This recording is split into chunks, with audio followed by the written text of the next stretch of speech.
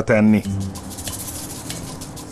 Brazília veszedelmes állatai nem csak a távoli őserdőket népesítik be, itt Rióban is jelen vannak. Most egy különleges pókot keresek.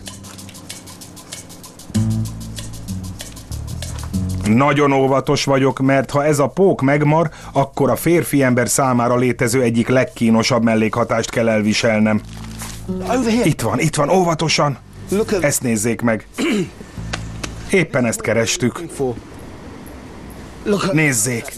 Nézzék csak!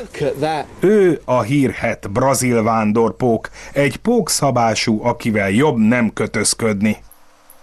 Figyeljék meg, hogy milyen agresszív. A lábait felemelve a csáprágóit mutogatja, és nem tréfál velük. A világ egyik legerősebb mérgű pókjaként tartják számon. A mérge végezhet egy emberrel, de a szexuális életére is furcsa hatással lehet.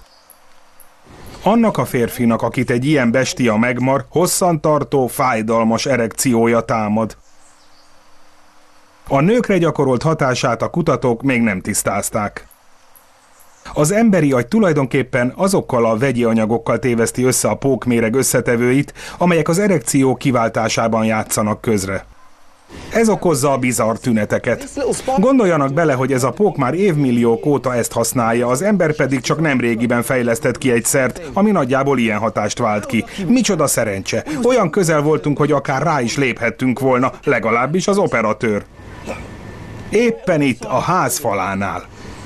Egyértelműen kifejezésre juttatta, hogy ki a ház úrnője, én megyek is.